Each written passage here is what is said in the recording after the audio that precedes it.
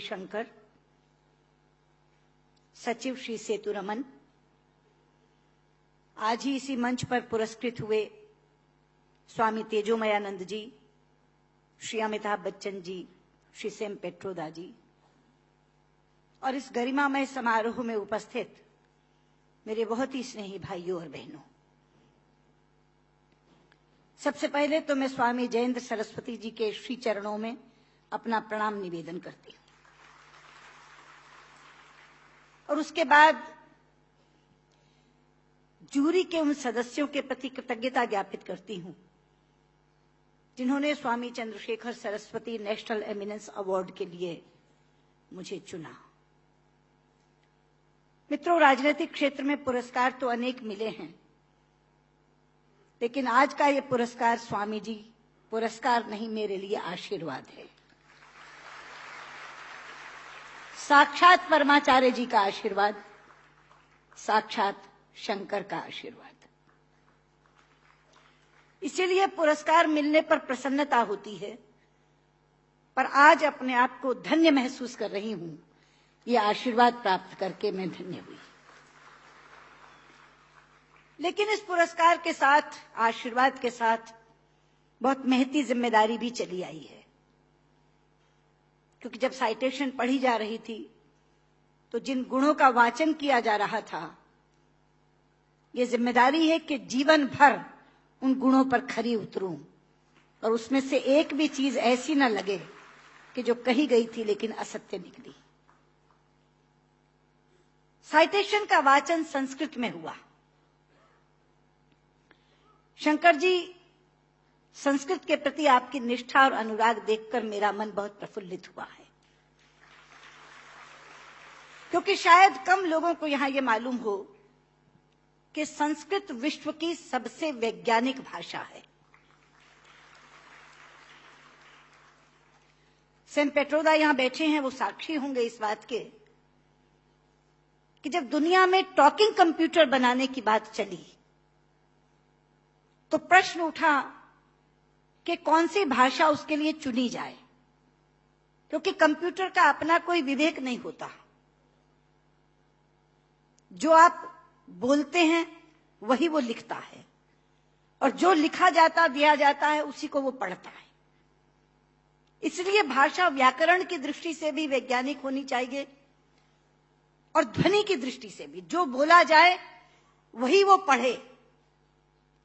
आज गर्व से माथा ऊंचा करके कह सकती हूं कि विश्व की तमाम भाषाओं की समीक्षा करने के बाद जिस भाषा को सर्वथा उपयुक्त पाया गया कंप्यूटर के लिए, वो संस्कृत है।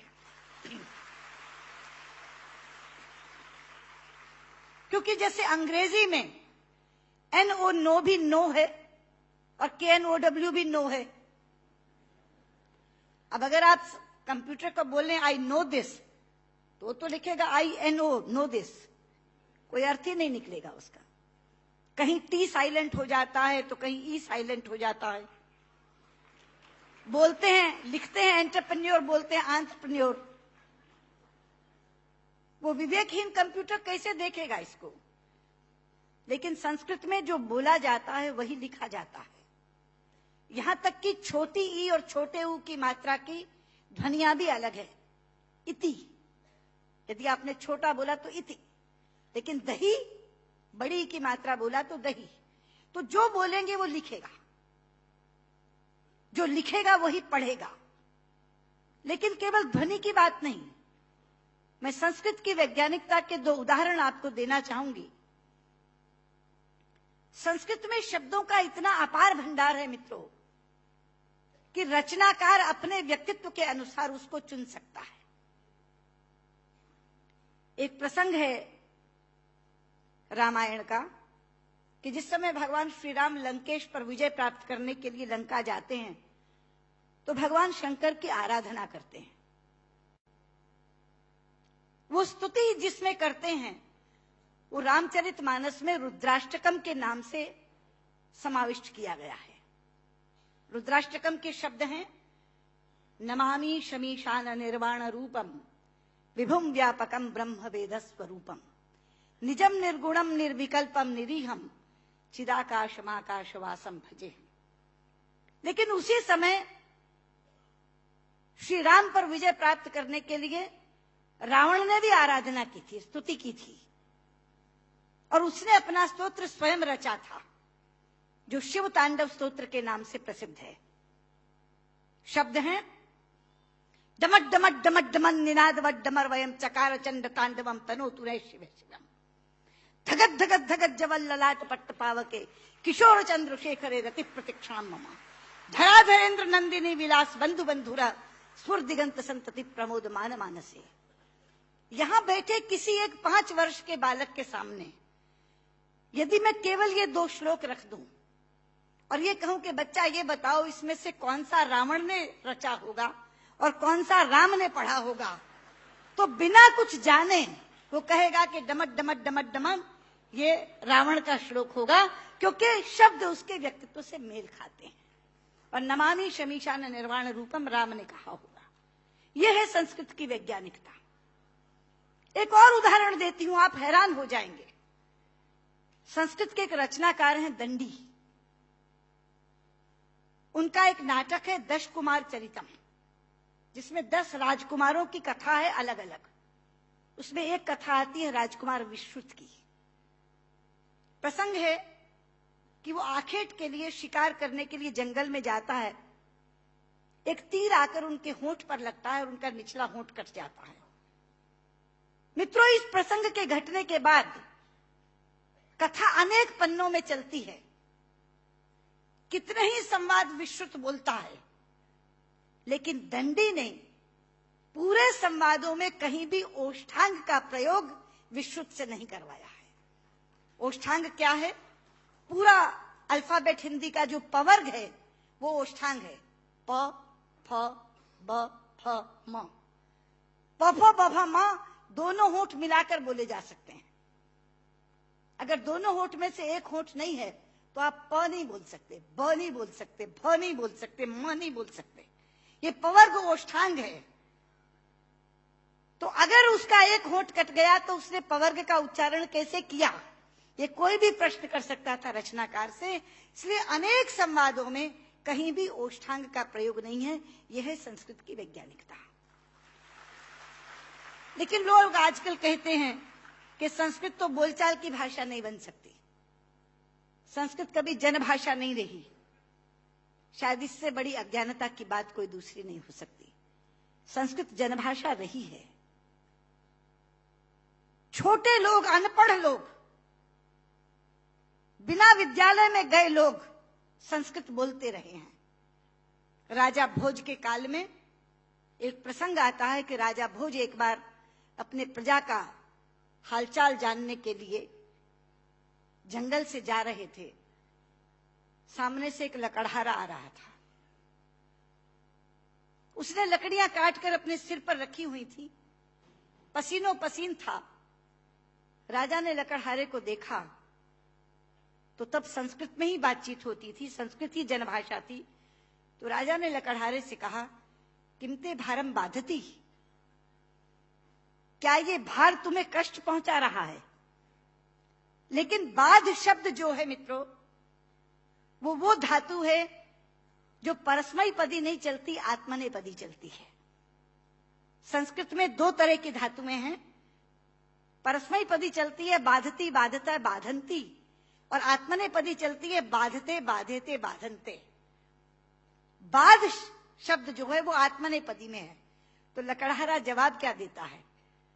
भारम न बाधती राजन यथा बाधती बाधते है, कि राजा मुझे ये भार कष्ट नहीं दे रहा जितना आपके मुंह से बोला हुआ बाधती शब्द कष्ट दे रहा है, क्योंकि बाधती शब्द का अशुद्ध उच्चारण आपने किया है। ये शब्द बाधते होना चाहिए। भारम न बाधती राजन यथा बाधती बाधते। तो कौन कहता ये जनभाषा नहीं रही? ये जनभाषा रही है। लेकिन आज मैं शंकर जी से कहना चाहूंगी कि आपकी साउथ इंडिया एजुकेशन सोसाइटी पर एक जिम्मेदारी आई है, क्योंकि आज संस्कृत केवल कर्मकांड की भाषा बनकर रह गई। कल जब विश्व के लोग आएंगे और कहेंगे कि कंप्यूटर के लिए हमें संस्कृत के विद्वान दो, हम टॉकिंग कंप्यूटर बनाना चाहते हैं, तो एक विडंबना खड़ी होगी कि जिसे संस्कृत आती है उसे कंप्यूटर नहीं आता, और जिसे कंप्यूटर आता है उसे संस्कृत नहीं आती। इसलिए केवल साइटेशन संस्कृत में पढ़कर अपने कर्तव्य की तीसरी मत कर लीजिए। साउथ इंडिया एजुकेशन सोसाइटी का ये फर्ज बनता है, ये कर्तव्य बनता है कि वो ऐसे लोग पैदा करे जो संस्कृत और कंप्यूटर दोनों के परम विद्वान बने, और उस समय जब हमारे सामने ये बोध आकर के खड़ा हो, ये विषय आकर के खड़ा हो कि टॉकिंग कंप्यूटर के लिए संस्कृत के विद्वान चाहिए, तो साउथ इंडिया एजुकेशन सोसाइटी कहे ये लीजिए हम देते हैं जो संस्कृत के भी ज्ञाता हैं और कंप्यूटर के भी ज्ञाता हैं।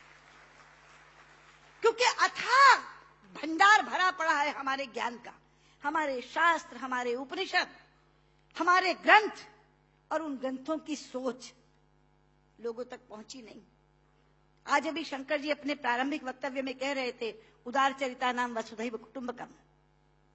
ये संस्कृत जानने वाले की सोच है। संस्कृत बोलने वाला पूरी पृथ्वी को परिवार मानता है, वसुधैव कुटुंबकम। संस्कृत बोलने वाला पृथ्वी को परिवार मानता है, और अंग्रेजी बोलने वाला विश्व को बाजार मानता है। और ये सोच का अंतर है, क्योंकि परिवार में प्यार होता है मित्रों, बाजार में व्यापार होता है, केवल व्यापार, शुद्ध व्यापार। लेकिन ये कौन बताएगा लोगों को कि भारतीय संस्कृति में पूरी पृथ्वी को, पूरी वसुधा को कुटुंब मानने की भावना है।